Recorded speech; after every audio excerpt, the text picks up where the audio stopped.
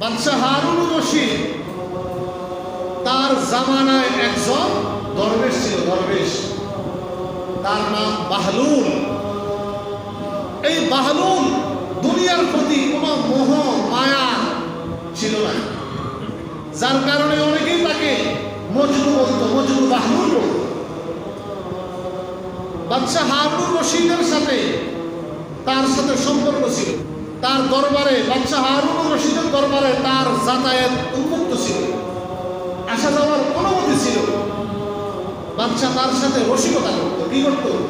রসিকতা করতো, মজাক করতো। একদিন বাদশাহ হারুনুর রশিদ এই বাহলুলকে ডেকে বলতেছে, বাহলুল শোনো শোনো, আমি তোমাকে একটা ছড়ি দিচ্ছি, লাঠি দিচ্ছি, লাঠি।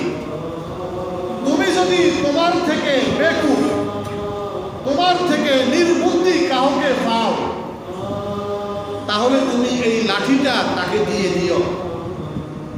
এটা আমার পক্ষ থেকে তোমার কাছে আমানত।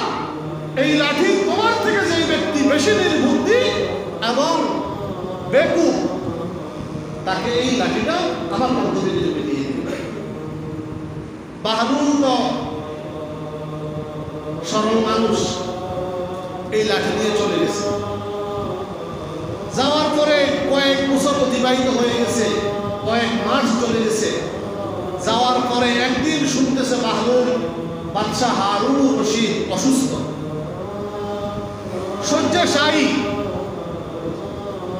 তখন এই বাহলুল বাদশাহ হারুনুর রশিদকে দেখার জন্য রাজদরবারে হাজির হয়েছে। গিয়ে বাদশাকে জিজ্ঞাসা করতেছে, বাদশাহ হারুনুর রশিদ কেমন আছেন? বলতেছে, বাহলুল বলিও না, আমি খুব অসুস্থ। আমি যাত্রা শুরু করতেছি, সফর শুরু করতেছি। আমার সফর সামনে, আমার জন্য দোয়া করবা। বাহলুল বলতেছে, সামনে আপনার সফর, আপনি ওই সফরের জন্য আপনার সেনাবাহিনী পাঠিয়েছেন, কোন বাহিনী পাঠিয়েছেন? আপনার জন্য তাঁবুর ব্যবস্থা করা হয়েছে, পথে আপনার জন্য পানির ব্যবস্থা করা হয়েছে, খাবার দাবারের ব্যবস্থা করা হয়েছে। বলতেছে, বাহলুল কি বলতেছ? আমি তো এমন এক সফরের জন্য প্রস্তুতি হচ্ছি, এমন একটি সফরের জন্য আমি রওনা হচ্ছি, যেখান থেকে তো আমি কোনোদিন ফিরে আসবো না। অর্থাৎ আমার তো মৃত্যুর সামনে সন্নিকটে, আমি তো মারা যাব।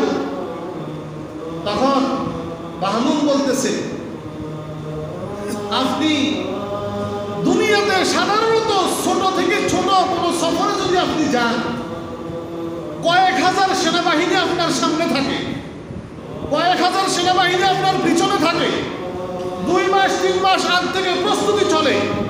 পথে ঘাটে আপনার জন্য যেন কোনো ক্ষতিকর জিনিস যেন আপনাকে ক্ষতি না করতে পারে, অন্য কোনো শত্রু বাহিনী যেন আপনার উপর কোনো হামলা না করতে পারে, আপনি খুব হুঁশিয়ার থাকেন। এখন আপনি এমন একটা সফরের জন্য প্রস্তুতি নিচ্ছেন, যেই সফর থেকে আপনি আর কোনোদিন ফিরে আসবেন না। ওই সফরের জন্য আপনি কি করেছেন বলেন? কোনো সৈন্যবাহিনীও ফাটান নাই। আপনি ওই সফরের জন্য কোনো রসদ, খাবার দাবারের ব্যবস্থাপনাও করেননি। কি করলেন আপনি এটা বলেন? আমার জানা মতে আমার থেকে যদি কোনো বেকুব এবং নির্বুদ্ধি যদি আমি কাহারো মাঝে দেখি, সেটি হলেন আপনি। এত লম্বা সফরের জন্য আপনার কোনো প্রস্তুতি নাই, আপনার লাঠি আপনি পাওয়ার উপযুক্ত। এই কথা বইলা ওই লাঠিটা বাদশাহকে তুলে দিচ্ছে। কথাটা বুঝছেন? সাধারণত দুনিয়াতে আমরা একটা বিয়ের অনুষ্ঠানের জন্য কত প্রস্তুতি আমাদের বলেন?